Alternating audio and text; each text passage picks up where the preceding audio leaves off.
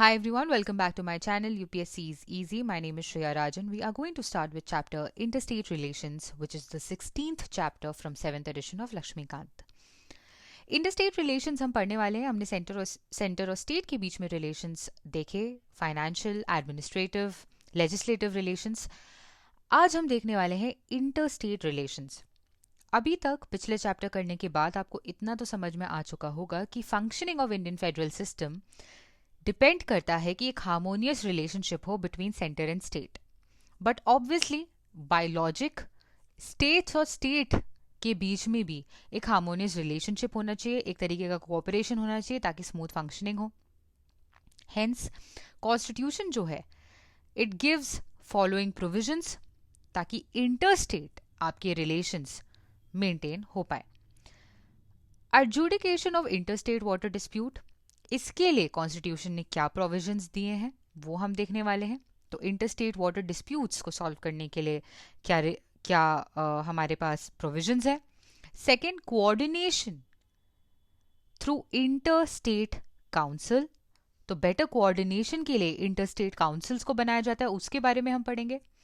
Mutual recognition of public acts, records and judicial proceedings, इनके बारे में हम पढ़ेंगे. इसके अलावा freedom of interstate trade, commerce and intercourse. तो फ्रीडम ऑफ इंटरस्टेट ट्रेड, इसके बारे में भी हम देखने वाले हैं. Let us start with interstate water disputes.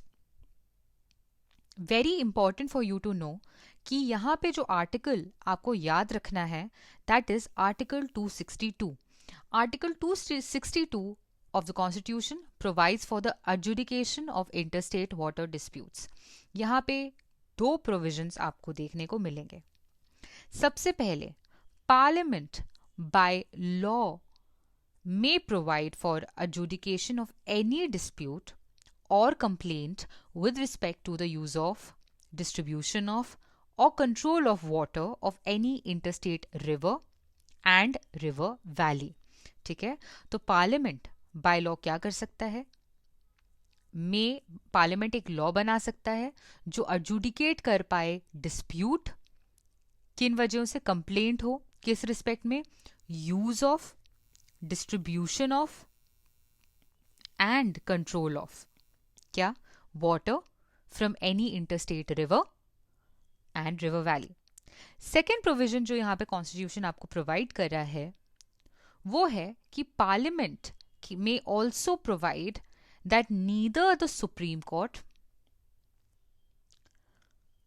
or any other court is to exercise jurisdiction with respect to any such dispute or complaint.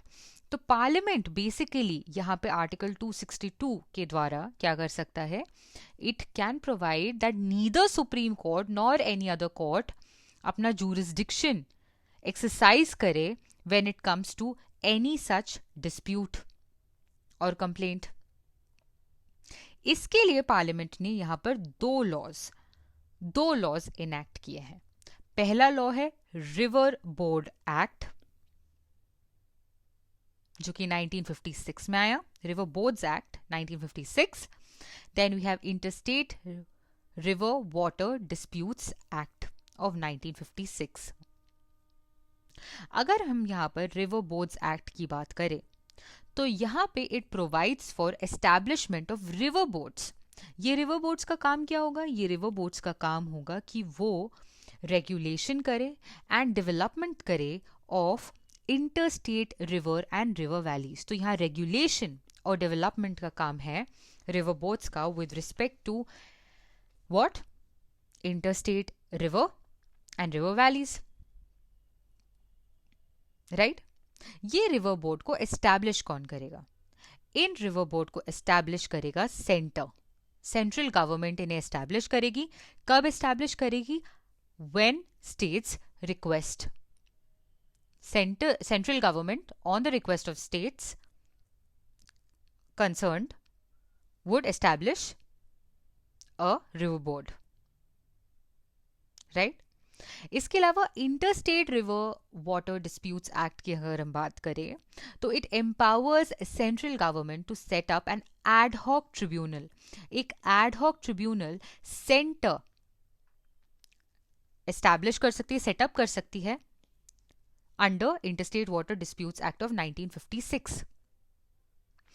अब ये जो एड हॉक ट्रिब्यूनल है, इसे क्यों सेटअप किया जा रहा है? For the adjudication of a dispute between two or more states in relation to water of an interstate river or river valley, right? जो इस ट्राइब्यूनल का डिसीजन है वो बाइंडिंग होने वाला है, ये आपको याद रखना है। It would be final and binding on the parties to the dispute. तो यहां पे बाइंडिंग और फाइनल का क्या मतलब है? मतलब यह है कि even supreme court, neither Supreme Court nor any other court will have jurisdiction in respect to any water dispute which may be referred to such a tribunal under the act.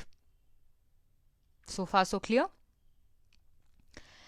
अगर हम आगे चल के देखें तो हमने देखा है कि बहुत सारे सेंट्रल गवर्नमेंट ने ऐसे इंटरस्टेट वाटर डिस्प्यूट ट्राइब्यूनल्स को सेटअप किया था। जैसे कि अगर हम एग्जाम्पल देखें तो सबसे पहला जो आपको ट्रिब्यूनल यहाँ पे देखने को मिल रहा है, that was in 1969 and which was this? Krishna water dispute tribunal. किन स्टेट्स का इन्वॉल्वमेंट था यहाँ पे? Obviously Maharashtra, Karnataka and Andhra. इसके बाद 1969 में ही you see another tribunal which was set up, which was for Godavari water. Again states involved, Maharashtra, Karnataka, Andhra, Madhya Pradesh and Odisha. Then 1969 में एक और वाटर के लिए हुआ, ये था नर्मदा वाटर डिस्प्यूट ट्रिब्यूनल, जो कि राजस्थान, गुजरात, मध्य प्रदेश और महाराष्ट्र के लिए था। ठीक है, right? Others if you want you can do, otherwise आपको बस पता होना चाहिए कि 1969 में शुरू में you saw Krishna, Godavari and Narmada के लिए। Then you have Ravi and Beas in 86, you had Kaveri in 1990, then again tribunal 2 for Krishna waters was set up in 2004, then Vansadhara water disputes in 2010. You have Mahadai in 2010, then Mahanadi in 2018. इतना clear है? Now we come to councils. Interstate councils की बात करें। अभी हमने article 262 किया था, अब हम आ रहे हैं आर्टिकल 263 की तरफ। आर्टिकल 263 जो है वो कॉन्टेम्पलेट करता है the establishment of an interstate council to effect coordination between states and between centre and state. तो इंटरस्टेट काउंसिल का एस्टैब्लिश करने का जो सबसे पहला एम आपको नजर आ रहा है वो है to foster coordination between what? Between states and between centre and state. President जो है इन्हें एस्टैब्लिश करते हैं।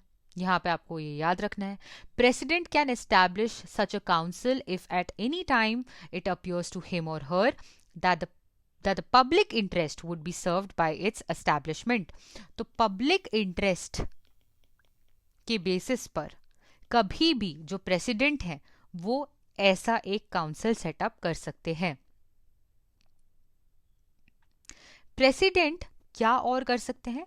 डिफाइन कर सकते हैं नेचर ऑफ ड्यूटीज इस काउंसिल के, इसका ऑर्गेनाइजेशन भी डिफाइन कर सकते हैं, इसका प्रोसीजर भी डिफाइन कर सकते हैं प्रेसिडेंट।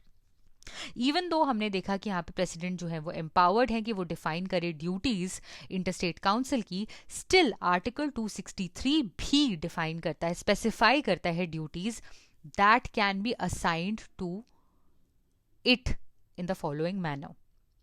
सबसे पहला जो ड्यूटी स्पेसिफाई करा है आर्टिकल 263 वो है inquiring into and advising upon disputes which may arise between states. तो इंक्वायरी करना और एडवाइज करना, excuse me. Then investigating and discussing subjects in which state or centre and the states have a common interest. Third is making recommendations upon any such subject and particularly for the better coordination of policy and action on it. तो inquiring, advising, investigating and recommending.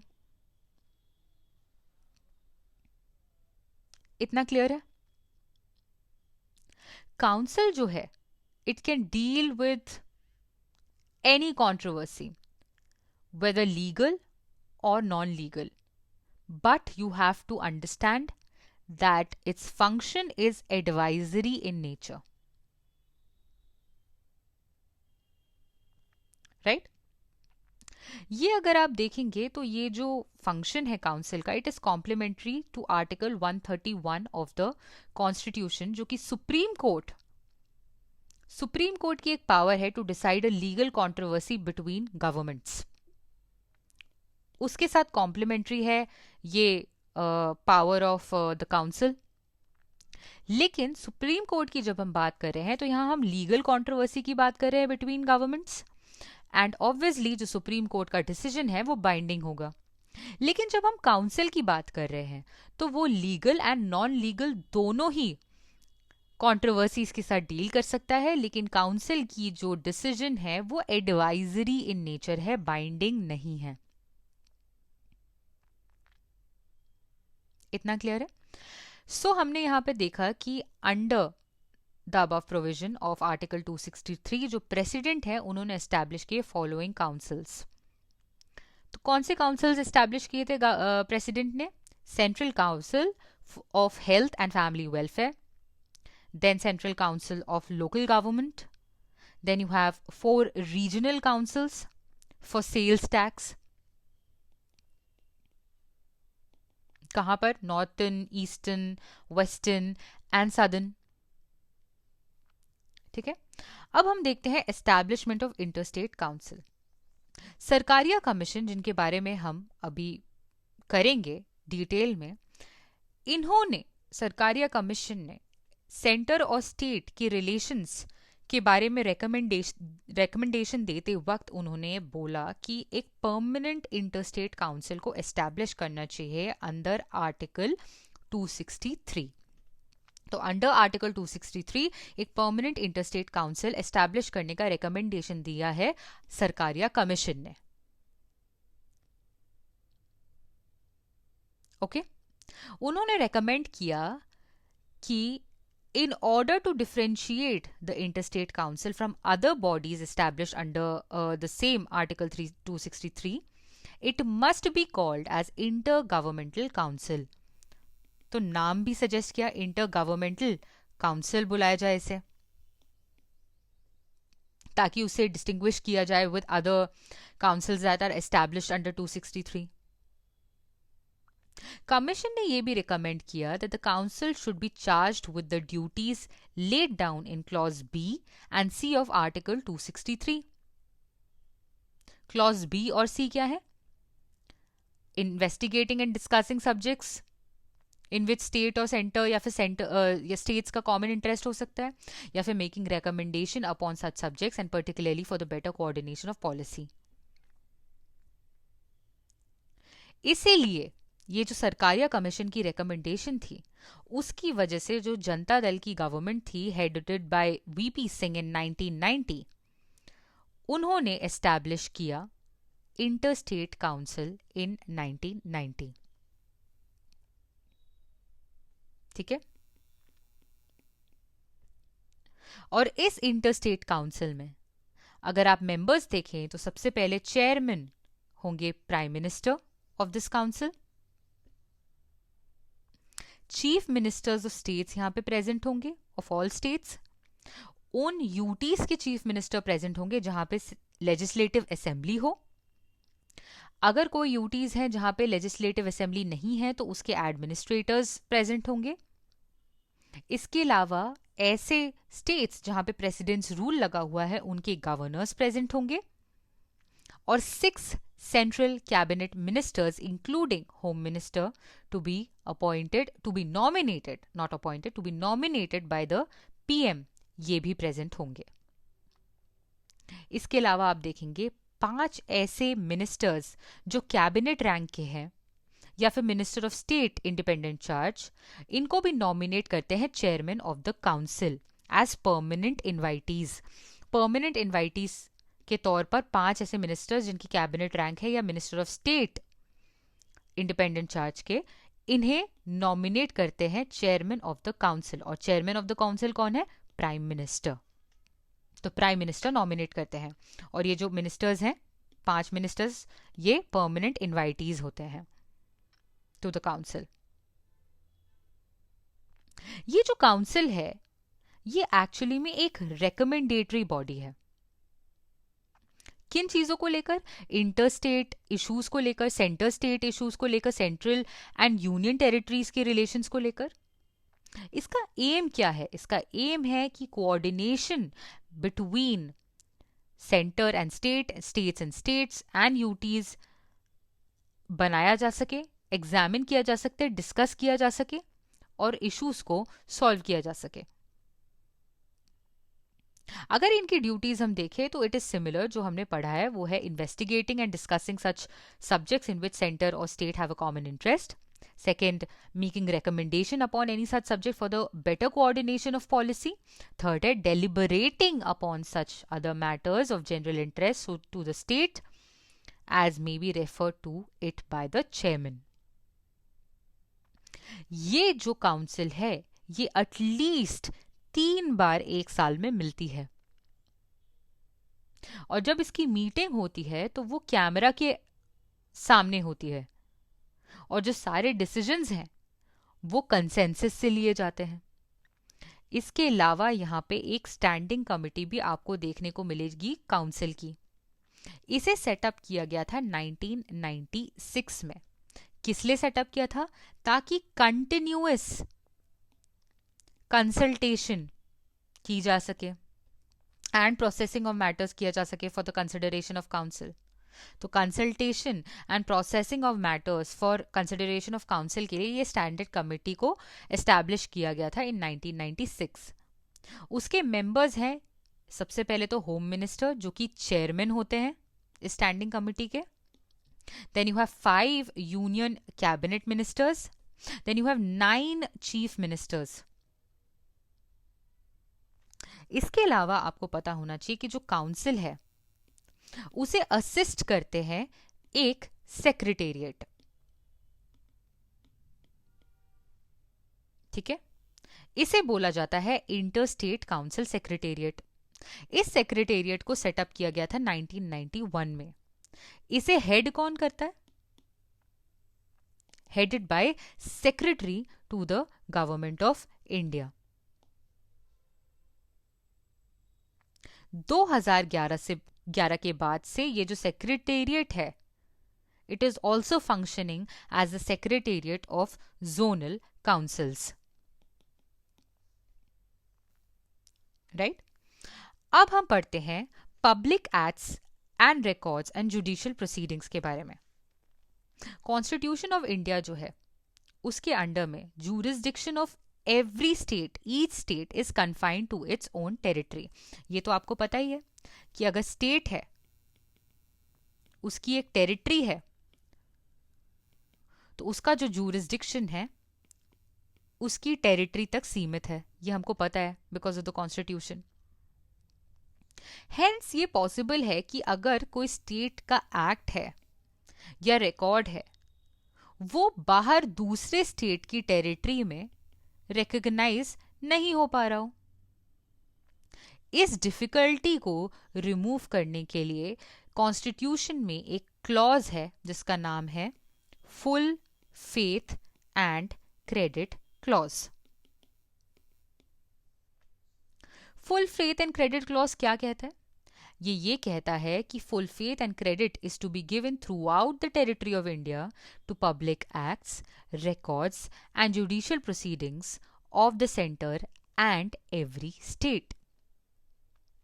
Full faith and credit देना पड़ेगा आपको throughout the country of India. किनको?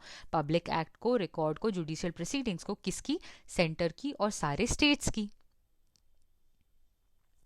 इस public act के जो expression है उसमें दोनों legislative as well as executive acts of government include दोनों होते हैं। पब्लिक एक्ट जो एक्सप्रेशन है वो उन सारी चीजों को इंक्लूड करता है जो कि ऑफिशियल बुक, रजिस्टर या फिर रिकॉर्ड में मेंशन्ड हो, which is made by a public servant in discharge of his और हर ड्यूटी।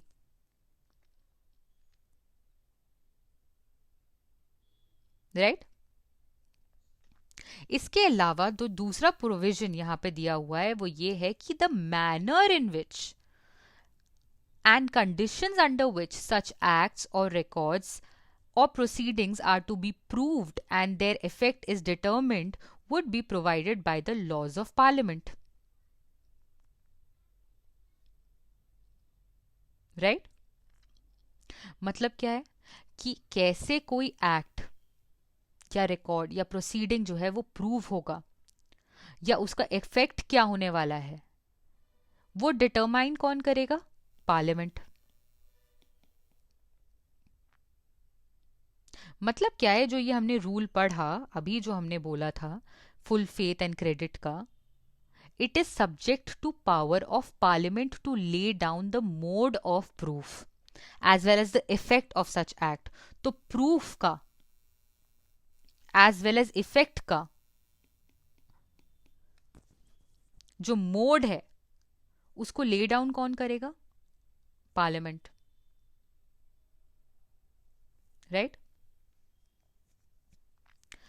थर्ड जो यहां पे आपको क्लॉज पढ़ना है वो ये है कि जो final judgments and orders of civil courts हैं, सिविल कोर्ट्स के फाइनल जजमेंट्स ऑन ऑर्डर की बात हो रही है, in any part of India are capable of execution anywhere within India. ठीक है, जो final judgment and order of civil courts हैं in any part of India are capable of execution anywhere within India without need of a fresh suit upon the judgement. ये जो rule है ये apply होता है सिर्फ civil judgements के लिए, ये क्रिमिनल जजमेंट्स के लिए अप्लाई नहीं होता है।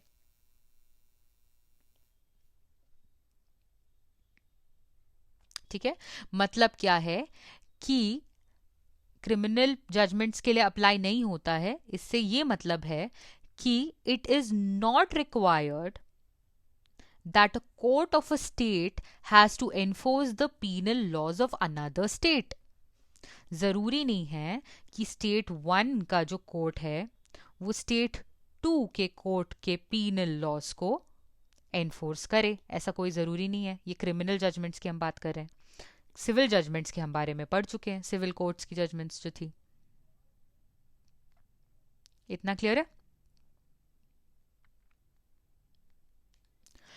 अब हम पढ़ने वाले हैं इंटरस्टेट ट्रेड एंड कॉमर्स के बारे में।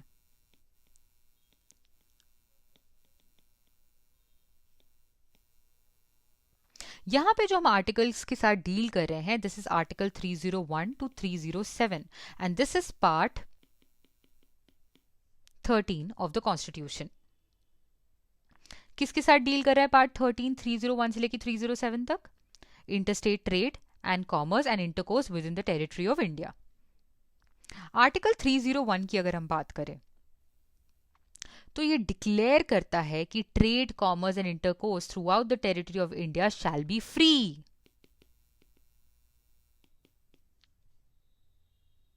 ठीक है, इसका ऑब्जेक्टिव क्या होगा कि आर्टिकल 301 कह रहा है कि ट्रेड, कॉमर्स और intercourse through out the territory of India जो है वो फ्री है।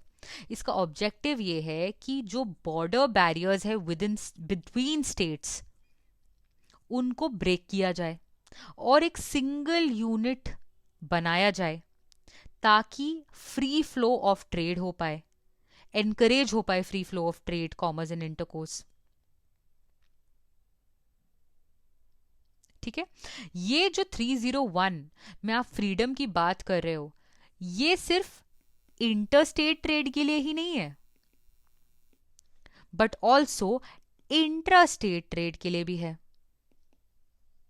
Intrastate trade, commerce and intercourse के लिए भी है। Thus, Article 301 will be violated where the restrictions are imposed at the frontier of any state or at any prior or subsequent stage. Right?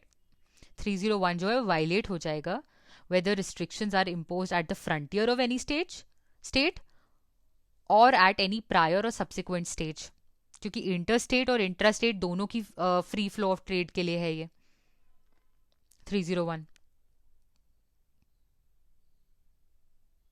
Right. जो 301 है, freedom guaranteed bye 301, वो सारी type की freedom from all restrictions है except those provided in part 13 of the constitution. तो यहाँ पे restrictions जो है इसके लिए वो भी पार्ट 13 ऑफ द कॉन्स्टिट्यूशन में मेंशन्ड है, आर्टिकल 302 से लेकर आर्टिकल 305 तक। ये कौन से रिस्ट्रिक्शंस हैं वो देखने की कोशिश करते हैं। सबसे पहले पार्लियामेंट जो है वो इंपोज कर सकती है restriction on freedom of trade, commerce and intercourse between states or within a state in public interest. तो पब्लिक इंटरेस्ट को मद्देनजर रखते हुए पार्लियामेंट इंटरस्टेट या इंट्रास्टेट ये ट्रेड, कॉमर्स, इंटरकोर्स पर रिस्ट्रिक्शन इंपोज कर सकती है। बट आपको ये याद रखना है, ये रिस्ट्रिक्शन लगाते वक्त पार्लियामेंट किसी भी तरीके से प्रेफरेंस नहीं दे सकती किसी एक स्टेट को ओवर अनदर स्टेट, या डिस्क्रिमिनेट नहीं कर सकती बिटवीन स्टेट्स। ठीक है।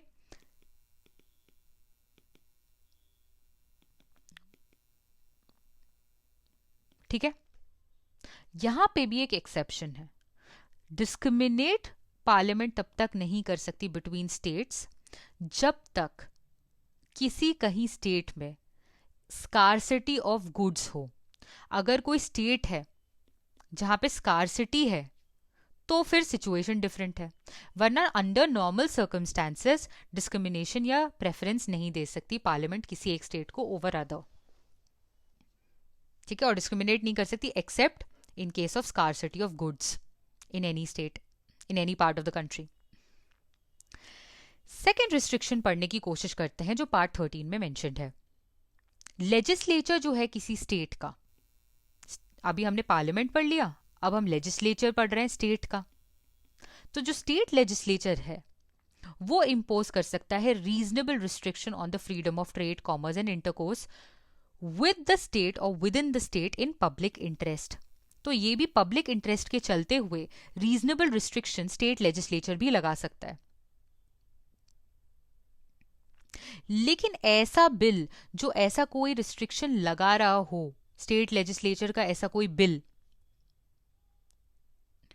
वो इंट्रोड्यूस होता है लेजिस्लेचर में only after previous sanction of the president. तो प्रीवियस सैंक्शन ऑफ प्रेसिडेंट लगेगा before a state legislature introduces a bill restricting interstate or intrastate trade, commerce and intercourse for public interest.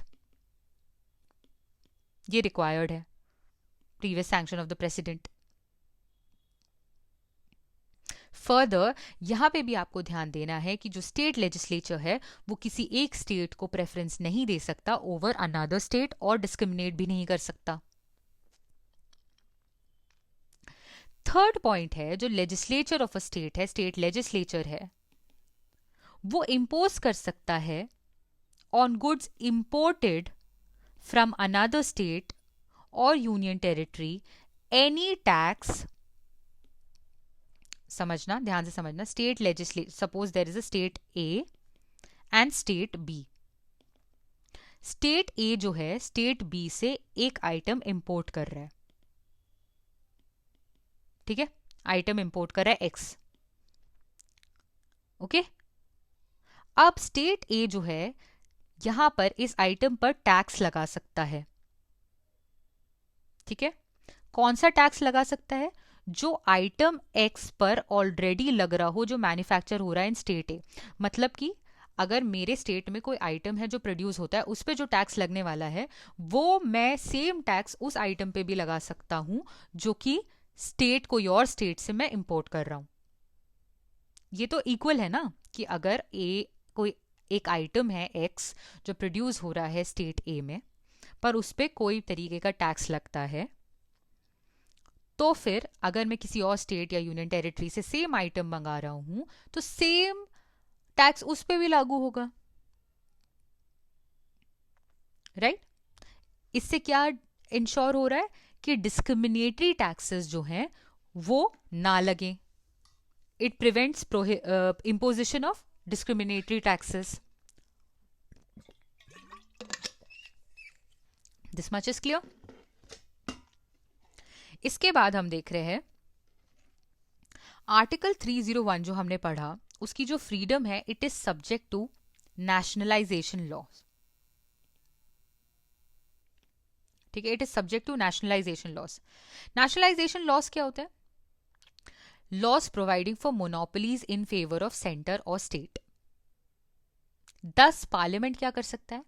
Parliament या state legislature दोनों ही ऐसे laws बना सकते हैं for carrying on by respective government of any trade, business, industry or service, whether to the exclusion complete or partial of citizens or otherwise. मतलब state legislature या फिर centre क्या कर सकते हैं? वो ऐसे लॉज बना सकते हैं खुद के गवर्नमेंट के इंडस्ट्री, बिजनेस, सर्विस एक्सेट्रा के लिए कि वो एक्सक्लूड करे complete or partial of citizens and otherwise. ये नेशनलाइजेशन आप लॉ समझ रहे हो ना, monopoly is in favour of centre और स्टेट। जब मोनोपोली सेंटर या स्टेट की हो, ठीक है, तो पार्लियामेंट और स्टेट लेजिस्लेचर क्या कर सकते हैं? ऐसे लॉज बना सकते हैं फॉर कैरिंग ऑन क्या? Bye their respective government what? Trade, business, industry or service. क्या बना सकते हैं? लॉ एक्सक्लूड कर सकते हैं कंप्लीटली और पार्शियली सिटीजन्स को या अदर्स को।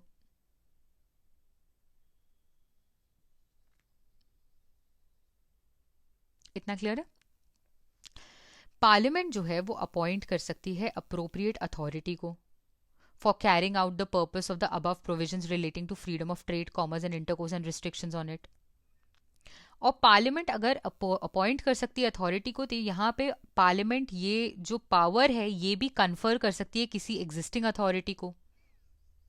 बट ऐसी कोई अथॉरिटी को अभी तक पार्लियामेंट ने अपॉइंट नहीं किया है।